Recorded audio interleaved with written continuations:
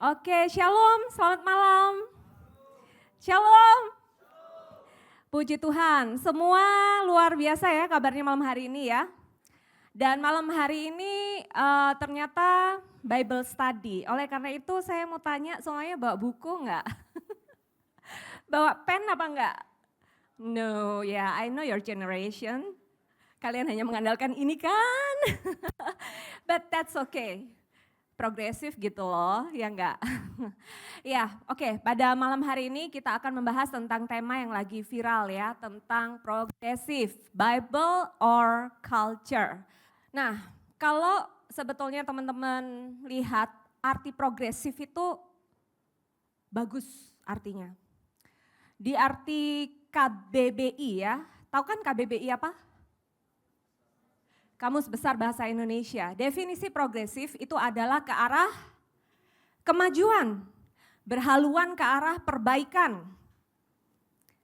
Dari keadaan sekarang kita maju atau juga bisa diartikan bertingkat-tingkat naik.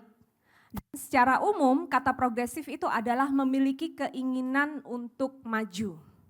Nah, sekarang yang lagi viral itu adalah tentang Kristen progresif. And actually I'm not really get it how it called so gitu ya. Kenapa kok itu dipanggil, dijuluki dengan sebutan Kristen progresif. Nah, aku gambarin dulu deh. Oke guys, di masa-masa kekristenan, kalau teman-teman tahu ya, kekristenan itu kan sejarahnya panjang ya. Sejarahnya panjang, dari gereja mula-mula, lalu juga ada abad pertengahan, lalu modern. Ini kalau saya jelasin, ini bisa 1 semester sendiri. Ya, di sini ada yang kuliah di STT Bisandri? Ada enggak? Ada enggak? Kalau misalnya saya minta Nisi maju ke depan jelasin ini bisa enggak? No, oke. Ya, terus di sini ini kurang gede ya. Oke, di sini aku tulis deh. Saya tulis post modern. Ya. Ini kalau ada grafolog yang lagi lihat tulisan saya seperti udah langsung ketahuan orang middle gitu ya karena tulisannya gini semua. Nah, di post modern ini kan ada perkembangannya gitu ya. Nah, sekarang di zaman post modern ini itu kekristenan sangat dipengaruhi oleh teologi liberal. Nah, kalau ini ada ini penjelasannya, teologi kekristenan liberal ini ada. Tetapi Kristen progresif itu saya baru dengar sebetulnya udah ada sejak lama ya, dimulainya di Amerika. Dan akhir-akhir ini viral lagi karena ada seseorang yang cukup terkenal gitu, seorang YouTuber dan juga seorang TikTokers yang membahas tentang ini. Dan akhirnya sekarang semuanya membahas tentang Kristen progresif. Nah, saya ingin menjelaskan tentang term progressive in Christianity.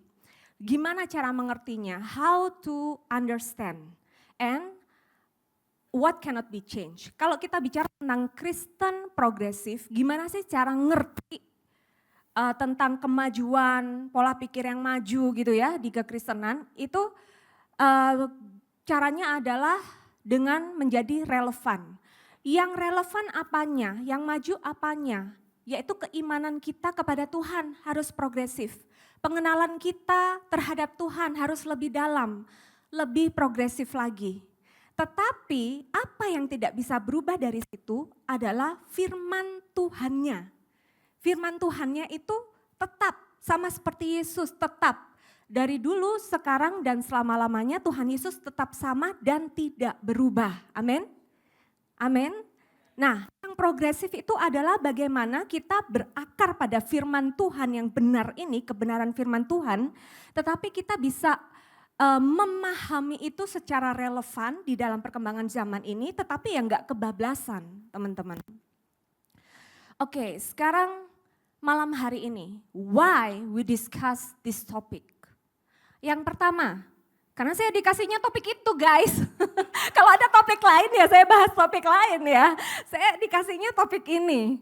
Nah kenapa kok kita bahas topik kekristenan progresif? Di Hakim-Hakim 21 ayat 25b itu sampai pernah dikatakan, setiap orang melakukan apa yang benar menurut pandangannya sendiri gitu. Oke, now why we discuss the topic di Efesus 4 ayatnya yang ke-14 adalah supaya kita menjadi dewasa rohani. Sehingga kita tidak lagi menjadi kanak-kanak yang diombang-ambingkan oleh berbagai macam angin pengajaran dalam tipu daya manusia yang licik dan menggemaskan atau menyesatkan? Menyesatkan. Jadi malam hari ini saya ingin semua history makers yang di sini menyikapi ini dengan dewasa rohani. Ya, baik yang hadir onsite maupun secara online. Nah, sekarang kita akan langsung nih to the point. Kristen progresif, saya sebutnya apa ya, kok lama gitu, Kristen progresif, K-Pro gitu ya. Bukan K-pop ya, K-Pro and Bible. Oke, pertanyaan yang pertama. Is salvation universal or is Jesus the only way? Kita akan lihat perbedaannya antara K-Pro dan juga Bible. Di Lukas 2 ayatnya yang 10 sampai ke 11. Tetapi malaikat itu berkata kepada mereka, jangan takut karena aku datang untuk memberitakan kabar baik kepadamu. Suatu sukacita besar bagi segala bangsa.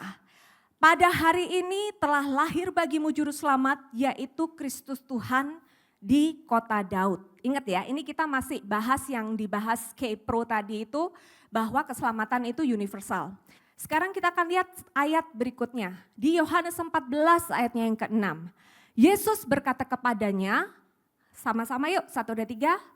Akulah jalan dan kebenaran dan hidup. Tidak seorang pun datang kepada Bapa jika tidak melalui aku. Berikutnya, ini masih salvation universal ya. Kisah para Rasul 4 ayatnya yang ke-12. Keselamatan tidak ada di dalam siapapun selain di dalam Yesus. Karena di kolong langit ini tidak ada nama lain yang telah diberikan kepada manusia yang di dalamnya kita dapat diselamatkan. Nah, jadi kalau tadi ditanya, is salvation universal? Jawabannya adalah, nggak berani jawab. Ya, betul. Ini ayat-ayatnya ya. Nah, sekarang saya akan menjelaskan tentang 3 pandangan yang masih tentang ini. Is salvation universal? Is Jesus the only way? Saya akan menjelaskan secara cepat. Ada 3 pandangan. Yang pertama itu adalah inklusivisme. Yaitu sebuah pandangan yang meyakini bahwa Yesus memang satu-satunya jalan. Tetapi ada penjelmaan gitu ya, dalam tanda kutip gitu. Penjelmaan atau ya serupa-serupa gitu. Yesus bisa menyerupai Yesus di berbagai agama. Ada suatu hal yang bisa, ini kayaknya Yesus deh di agama ini, di agama itu.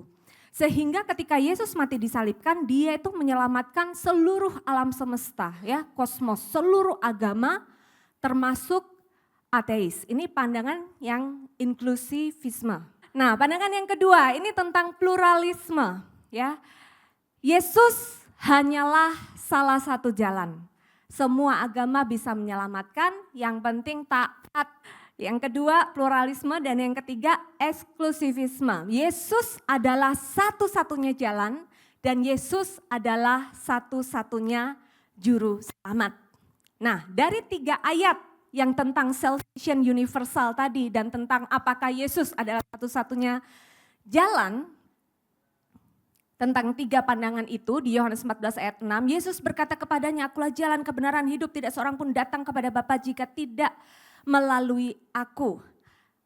Dan di Kisah Rasul 4 ayat 12, lalu di Yohanes 3 ayat 16, kita akan lihat kesimpulannya apa dari pertanyaan-pertanyaan apakah keselamatan itu universal dan apakah Yesus satu-satunya jalan. Kita lihat di Yohanes 3 ayat 16. Kita baca sama-sama. 1, 2, 3. Sebab Elohim sangat mengasihi dunia ini sehingga dia telah mengaruniakan putranya yang tunggal supaya setiap orang yang percaya kepadanya tidak binasa melainkan beroleh hidup kekal. Kalau di ayat ini keselamatan itu ditawarkan kepada semuanya. Sangat mengasihi dunia ini, iya semuanya. Tetapi lihat kalimat yang terakhir, supaya setiap orang yang percaya kepadanya tidak binasa, melainkan beroleh hidup kekal. Tetapi keselamatan itu bersifat eksklusif untuk yang mau menerima keselamatan itu.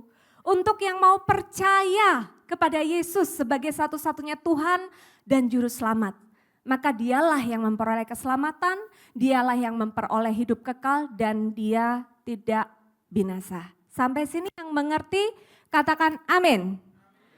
Angguk-anggukan kepala. Oke ya, jadi kalau sudah ada K-Pro tentang keselamatan universal, tentang apakah Yesus satu-satunya jalan atau bukan, teman-teman bisa jawab ya. Dicatat kan tadi ayatnya? Ya, itu tadi kuncinya ya. Jadi ini kenapa namanya Bible Study, kita sparring gitu ya. Bukan karena nama saya Magdalena Sparring gitu ya. Tetapi kita sparring gitu. Jadi kalau teman-teman lagi di kafe, restoran atau studi di mana ada penjelasan kayak ini, bisa ada contekannya nih. Udah bisa ada bahan untuk diskusi. Nah, sekarang K-Pro selanjutnya, melakukan perbuatan baik supaya masuk surga. Di K-Pro, Kristen Progresif, itu melihat Yesus sebagai manusia yang untuk kita teladani. Yang sangat baik, yang penuh kasih sayang. Sehingga yang ditonjolkan di Kristen Progresif ini adalah siapapun yang melakukan perbuatan baik dan cinta kasih sayang pasti masuk surga. Karena orang yang berbuat baik dan penuh kasih sayang pasti di dalamnya ada Yesusnya, sebab Tuhan adalah kasih, God is love, and Jesus is God. Jadi kalau orang yang melakukan perbuatan baik berarti di dalamnya ada Yesusnya, dan akhirnya dia bisa masuk surga. Gitu K-Pro. Dan K-Pro juga menekankan pada ajaran moral. Bagaimana caranya menjadi orang baik, memiliki moral yang baik, supaya bisa selamat. Tetapi kita lihat what Bible says. Kebenarannya adalah Yesus itu bukan hanya menitik beratkan sebagai manusia yang untuk diteladani. Tetapi Yesus sendiri itu adalah firman Tuhan yang menjadi manusia. Yohanes 1 ayat 1, pada mulanya adalah firman, firman itu bersama Elohim dan firman itu adalah Elohim. Jadi kalau K-Pro menitik beratkan pada perbuatan baik, pada Yesus yang pada saat bisa mencontohkan menjadi manusia teladan, bermoral baik dan lain sebagainya. Tetapi titik berat Bible, Yesus sendiri itu adalah firman Tuhan. Firman yang menjelma menjadi manusia, firman yang menjadi manusia. Yohanes 1 ayat 14, firman itu telah menjadi manusia dan berdiam di antara kita. Kita telah melihat kemuliaannya, yaitu kemuliaan sebagai putra tunggal Bapa, penuh anugerah dan kebenaran. Makanya pilar kita ketiga, preach the gospel of grace and truth, anugerah dan kebenaran. Sebetulnya itu adalah seorang pribadi, yaitu Tuhan Yesus Kristus sendiri guys. Nah, melakukan perbuatan baik supaya masuk surga, kebenaran Bible. Kita diselamatkan itu bukan karena kita berbuat baik, maka kita diselamatkan. Tetapi kita diselamatkan oleh karena anugerah yang diterima melalui iman. Di Efesus 2 ayat 8-10, karena anugerah kamu telah diselamatkan oleh iman.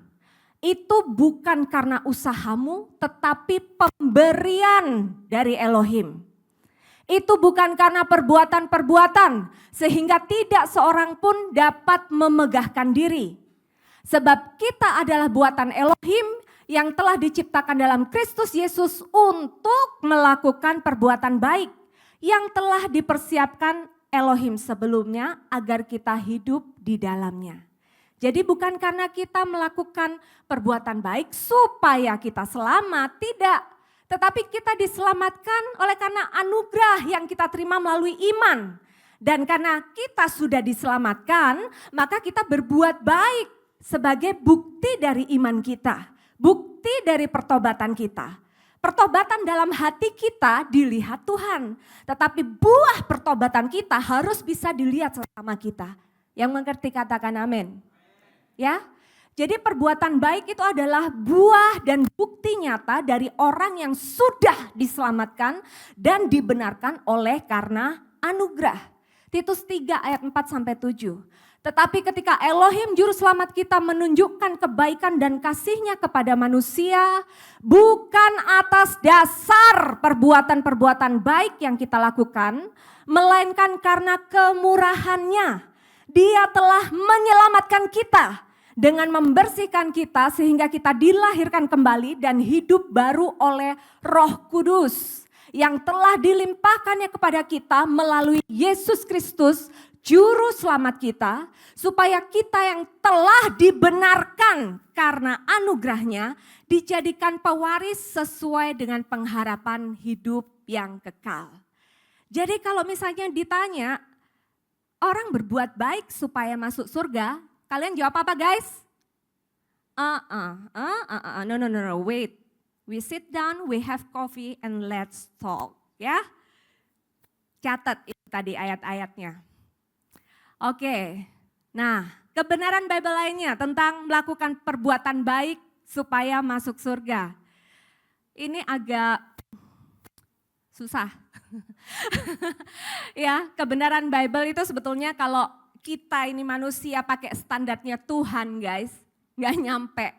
Oleh karena itu kenapa Tuhan Yesus sendiri yang menebus kita, sehingga ya itu tadi standarnya Tuhan. Kita udah baik, tetapi kalau Yesaya itu ya mengatakan kebaikan dan kesalahan manusia itu seperti kain kotor. Ya ini di ITL. Demikianlah kami sekalian seperti seorang najis dan segala kesalehan kami, kebaikan kami itu seperti kain kotor. Itu bahasa Ibraninya ya. Itu di IMB saya bacakan juga. Namun kami semua menjadi seperti orang najis dan semua kebenaran kami. Kalau tadi di ITL kesalehan kami. Di ayat yang lain kebaikan kami, perbuatan baik kami. Di IMB kebenaran kami. Tetapi intinya itu adalah seperti kain yang najis, kain yang kotor. Ya. Nah ini sebetulnya noun feminin. Artinya sorry ya to say, itu adalah sebuah kain yang dipakai kalau orang wanita itu lagi menstruasi. Itu artinya. Jadi perbuatan baik kita, kesalehan kita, kebenaran kita kalau menurut standarnya Tuhan, itu tadi seperti kain yang kotor. Oleh karena itu, kalau orang bisa ngomong, aku udah saleh, aku udah berbuat baik, aku udah berbuat benar, aku udah melakukan semuanya, 10 hukum Taurat plus 613 peraturan lainnya, aku pasti masuk surga karena itu semua. No. Sebab apa kita masuk surga? Kita diselamatkan itu oleh karena iman yang tadi. Mazmur 51 ayat 7. Lihatlah dalam kesalahan aku dilahirkan dan di dalam dosa ibuku mengandung aku. Jadi nature-nya manusia waktu dia lahir itu ya sudah nature-nya dosa, saudara. Waktu kayak karena Adam pertama ya jatuh dalam dosa, jadi nature kita waktu dilahirkan itu juga udah nature-nya itu ya nature-nya dosa. Tetapi karena Adam kedua yaitu Yesus Kristus tadi, ya kita diselamatkan oleh anugerah melalui iman kepada Yesus. Nah, saya mau tanya nih ya tentang nature dosa tadi. Siapa yang masih ingat kalian guys, bohong pertama kali itu umur berapa? Siapa yang masih ingat? Apa umur 2 bulan ingat? Apa? Ingat enggak? Kan pasti walaupun itu bukan bohong besar, bukan bohong kecil, tapi kan ya bohong kan? Ya enggak? Ya pernah ya lah, masing-masing pernah lah. Ya nature-nya manusia itu dosa. Orang perlu diajarkan untuk jujur, tetapi untuk bohong kayaknya kita nggak ada yang perlu diajarin deh untuk bisa bohong gitu ya. Tetapi kita perlu diajarin untuk bisa jadi jujur gitu ya. Nah, oke, next tentang melakukan perbuatan baik supaya masuk surga. Nah ini lebih jelimet lagi tentang hati nurani. Saya mau tanya nih, apakah hati nurani menyelamatkan dan membenarkan? Rajin baca Bible enggak? Rajin, oke, rajin ya. Ya. Iya. Oke. Tepuk tangan dulu untuk Tuhan guys. Itu tadi nature bohong apa nature jujur itu tadi? Rajin baca Bible apa enggak? Jujur lah ya, oke. Ini saya nggak akan bahas lebih lama tentang ini karena pembahasannya itu lama sekali, bisa 1 jam sendiri tentang hati nurani ya. Soalnya melakukan perbuatan baik, orang baik, hati nuraninya baik, melakukan charity, tidak berbuat sesuatu yang tidak sopan dan lainnya. Kita lihat ayatnya, Roma 2 ayat 14 sampai 16. Sebab jika secara naluriah bangsa-bangsa bukan Yahudi yang tidak memiliki hukum Taurat melakukan hal-hal yang terdapat dalam hukum Taurat, maka meskipun mereka tidak memiliki hukum Taurat, hal itu menjadi hukum Taurat bagi diri mereka sendiri. Mereka menunjukkan bahwa hukum Taurat tertulis di hati mereka. Jadi mereka tahu nggak boleh membunuh, nggak boleh berzina, nggak boleh mencuri, nggak boleh mengucapkan saksi dusta. Karena nurani mereka memberi kesaksian dan pikiran-pikiran mereka saling menuduh, oh ini boleh, oh ini nggak boleh kayaknya, oh itu harusnya nggak boleh. Atau saling membela, karena Elohim akan menghakimi segala sesuatu yang tersembunyi dalam diri manusia sesuai dengan Injil Yesus Kristus yang aku beritakan. Nah itu tadi yang tentang hati nurani. Artinya apa tentang hati nurani tadi? Kalau hati nurani tadi itu menuntunnya adalah kepada peraturan-peraturan hukum Taurat. Jadi pada saat itu kan ada orang yang misalnya belum tahu gitu ya isinya hukum Taurat. Mereka dituntun oleh hati nuraninya untuk tahu gitu tentang hukum Taurat.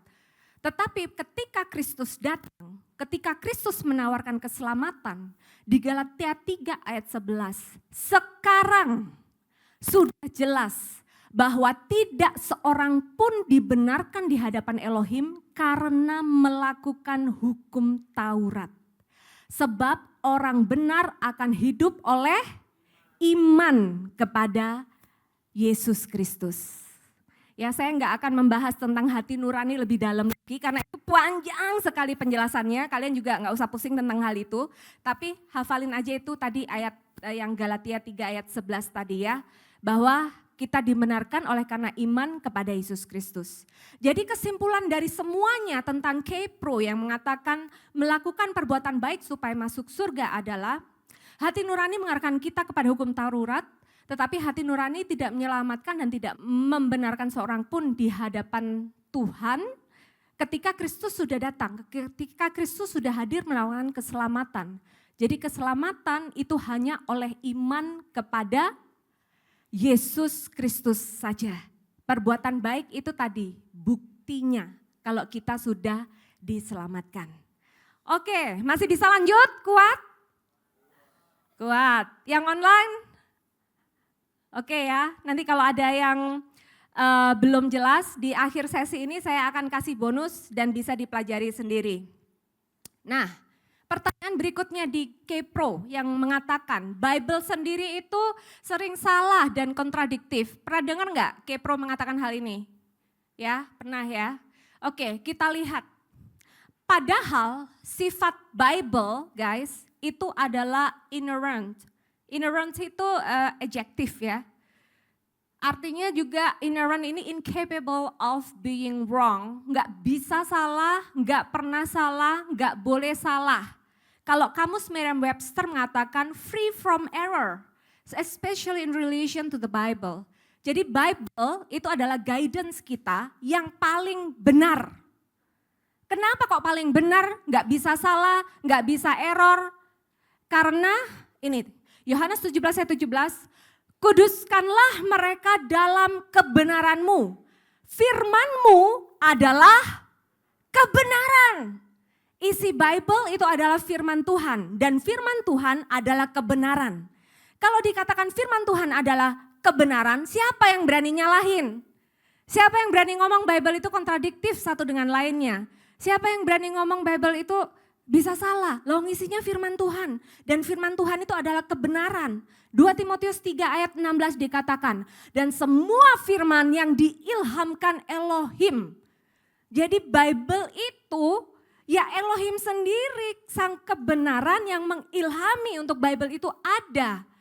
Jadi penulisnya ya diilhami oleh Tuhan sendiri yang adalah sang kebenaran. Siapa yang bisa menyalahkan Tuhan, saudara?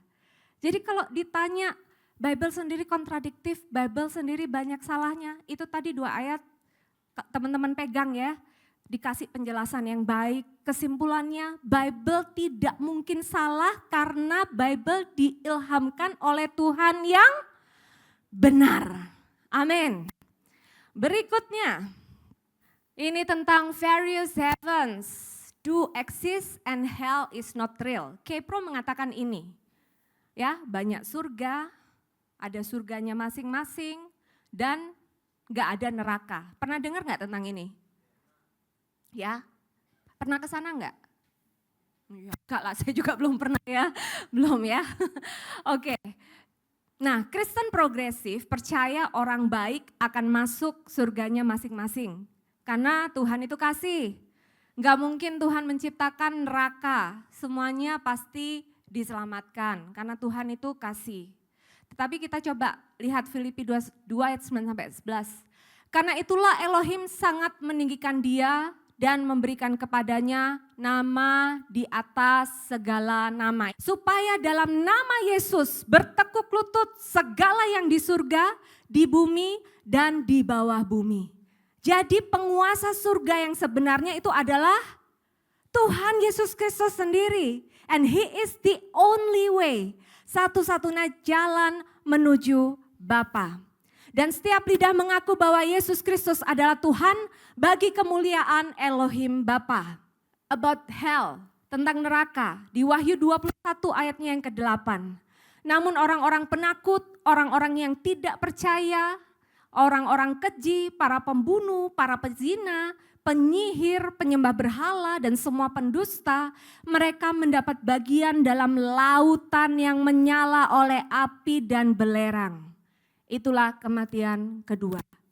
Jadi kalau misalnya ada yang masih bilang neraka itu enggak ada, ya belum pernah kesana aja kali ya, gitu ya. Ya, tetapi firman Tuhan mengatakan hal seperti itu.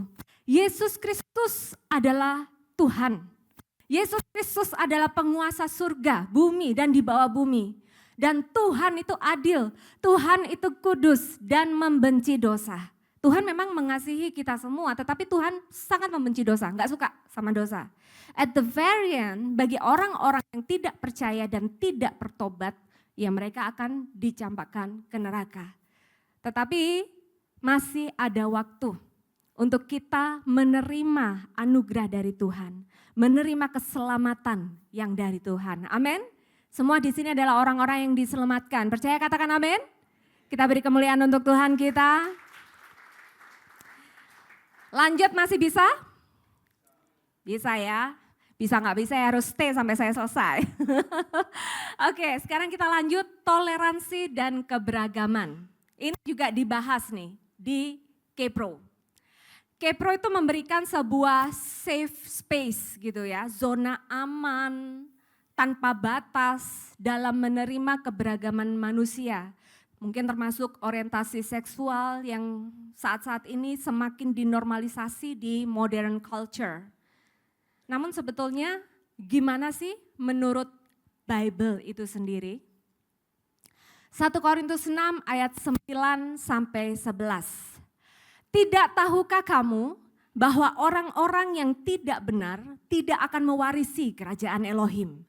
Janganlah kamu disesatkan. Bukan orang cabul, bukan penyembah berhala, bukan pezina, bukan banci, bukan homoseks, bukan pencuri, bukan orang tamak, bukan pemabuk, bukan penfitnah, dan bukan pula pemeras yang akan mewarisi kerajaan Elohim.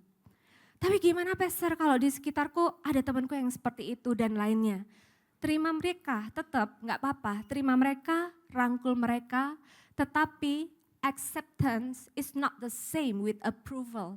Ya, kita memang menerima mereka, tetapi kita tidak menyetujui apa yang mereka lakukan. Nah, sebagai orang percaya yang hidup dalam masyarakat majemuk, kan kita ini pluralisme ya, apalagi di NKR ini ada yang tahu berapa suku? Sukunya banyak, rasnya banyak, bahasanya banyak ya kan, culture-nya banyak, majemuk gitu. Kita wajib saling menghormati dan memiliki sikap bertoleransi serta menjaga persatuan dan kesatuan. Tapi bukan berarti bertoleransi adalah menyetujui dan menjadi sama. Jadi kita bisa katakan, oke, agamamu, agamamu, agamaku, agamaku, imanmu, imanmu, imanku, imanku, keyakinanmu, keyakinanmu, keyakinanku, keyakinanku. Ya kita toleransi, karena kita pun juga diutus menjadi duta Kristus kan, pewarta keselamatan. Tugas kita mewartakan keselamatan, bukan memaksakan keselamatan. Kita wajib mewartakan keselamatan, mewartakan kabar baik, mewartakan tentang Tuhan Yesus. Tetapi kalau kita maksa, nanti akhirnya jadinya jadi nggak nyaman orang, jadi aneh, dan percayalah Roh Kudus itu bekerja. Kita ini sebagai saksi Kristus punya otoritas dan kuasa oleh karena Roh Kudus. Dan Roh Kudus bekerja melampaui apa yang bisa kita pikirkan. Amin. What should we do? Yang terakhir ini, nanti saya akan kasih souvenir supaya teman-teman bisa dari rumah mengakses lebih deep lagi pengajarannya. Bible study dari senior Pastor Yusuf Hadi Siswantoro dan Pastor Kukuh ya. Nah, what should we do? Yang pertama, kita sebagai generasi muda, kita harus waspada terhadap rupa-rupa pengajaran. Katakan kanan kiri, waspadalah. Ya. Waspadalah. Roma 16 ayat 17 sampai 18. Dan aku menasihati kamu saudara-saudara supaya kamu waspada terhadap mereka yang menimbulkan perpecahan dan perlawanan terhadap pengajaran yang telah kamu pelajari. Hindarilah mereka. Dalam artian jangan sampai kita juga kena pengajaran yang itu gitu. Pengajaran yang itu. Oke, berteman, oke, tapi jangan terlalu mingle, terlalu dalam, ya. Sebab orang-orang demikian tidak melayani Tuhan kita Yesus Kristus, tetapi melayani perut mereka sendiri. Dan dengan kata-kata yang licin dan pujian yang menjilat, mereka menipu orang-orang yang tulus hatinya. Apalagi yang harus kita lakukan? Tetap setia guys, tetap setia. Dan preach the gospel of grace and truth, yaitu Yesus Kristus itu sendiri. Karena grace and truth itu adalah seorang pribadi, yaitu Yesus Kristus sendiri. Galatia 1 ayat 6 sampai 9. Aku heran bahwa demikian cepatnya kamu berpindah dari Dia yang telah memanggil kamu ke dalam anugerah Kristus kepada Injil yang lain. Jadi apa yang harus kita lakukan? Tetap setia, tetap setia. Jangan berpindah keyakinan kepada rupa-rupa pengajaran lainnya. Ya, apalagi ke Injil lain yang sebenarnya bukan Injil, tetapi ada beberapa orang yang meresahkan kamu dan bermaksud memutarbalikkan Injil Kristus. Namun jika kami atau malaikat dari surga memberitakan Injil yang berbeda dengan Injil yang telah kami beritakan kepadamu, biarlah ia terkutuk. Bahkan kalau malaikat pun gitu ya, atau orang yang sebaik, seganteng malaikat memberitakan Injil yang berbeda dengan Injil yang diberitakan, Injil Yesus Kristus, grace and truth, itulah kalimat terakhir. Saya sungkan mau ngomongnya saudara. Seperti yang telah kami katakan sebelumnya, dan sekarang ku katakan lagi, jika seseorang memberitakan kepadamu Injil yang berbeda dari yang telah kamu terima, biarlah ia terkutuk. Banyak banget ya itunya. Kalimat terakhirnya tadi itu serem-serem. Terus what should we do berikutnya? Tetap berakar dan bertumbuh dalam firman Tuhan yang benar. Ya, kalau akarnya udah benar, nanti teman-teman bertumbuh itu nggak akan mudah goyang atau terombang-ambing oleh ajaran-ajaran, pengajaran, rupa-rupa pengajaran. Tetapi akarnya harus benar, harus kuat. Belajar, katakan kanan kiri, belajar ya. Belajar ya, belajar. Ini catat aja, nanti dihafalinya di rumah. Tapi tadi saya udah kasih tuh ayat-ayatnya, sistematikanya seperti apa. 1 Petrus 3 ayat 15. Tetapi kuduskanlah Tuhan dalam hatimu dan siap sedialah selalu memberi jawaban kepada setiap orang yang bertanya tentang firman pengharapan yang ada padamu. Tetapi harus dengan lemah lembut dan rasa hormat. Jadi kalau sekarang misalnya Pastor Magda bertanya ke salah satu di antara teman-teman di sini, siap? Siap ya. Oh ada yang geleng. Makanya belajar. Tuh, ayo saya ngomong kanan kiri, makanya belajar. Belajar ya. Oke. Terus apalagi what we should do? Mengandalkan kuasa pimpinan Roh Kudus dan berbuah. Kisah Rasul 1 ayat 8. Engkau akan menerima kuasa jika Roh Kudus turun ke atasmu dan kau akan menjadi saksi. Oke, ya jadi itu adalah what should we do, itu ada beberapa hal tadi ya sudah dicatat ya, mungkin tadi ada 5 kayaknya ya, jadi tetap seperti itu. Oke, saya selesai di sini untuk pembahasan K-Pro. Mungkin kalau didengerin sekali gini agak nggak bisa paham gitu ya, tetapi nanti ini kan di YouTube ada ya linknya, didengerin lagi aja berulang-ulang karena tadi udah ada kayak pertanyaannya, terus ada ayat-ayatnya, sistematikanya kayak gitu. Jadi kalian bisa dapat bekal untuk diskusi dengan teman-teman lainnya. Terus untuk lebih dalam lagi ini bisa di-scan, kalau punya handphone bisa scan ini dan scan ini isinya adalah link YouTube Bible Study tentang Kristen Progresif yang membawakan adalah Pastor Yusakadi Siswantoro dan juga Pastor Kuku Andy Lazarus. Ya, jadi dapat double portion dari saya tadi dan juga di-scan ini dari Pastor Yusuf dan Pastor Kuku. Oke, ya. Untuk yang ingin lebih memahami tentang kebenaran firman Tuhan dan lainnya, ada STT Bisanri membuka pendaftaran. Di sini mungkin ada yang masih SMA dan bingung mau melanjutkan kemana. Dan juga yang di YouTube yang sedang menonton tayangan ini, April sampai Agustus itu 50% loh. Wah ya. Ayo segera daftar di STT Bisanri, kuliahnya bisa online, jadi nggak akan mengganggu, mungkin yang lagi bekerja dan lainnya tetap aja daftar, kita bisa kuliah sambil bekerja. More information di 0813 9310 4713 ya. 0813 9310 4713 atau Instagram STT Bisanri. Penerimaan mahasiswa baru tahun akademik 2024-2025. April sampai Agustus 50%. Oke, itu dari saya. Kita beri kemuliaan untuk Tuhan kita. Saya undang bersama bangkit berdiri. Woo!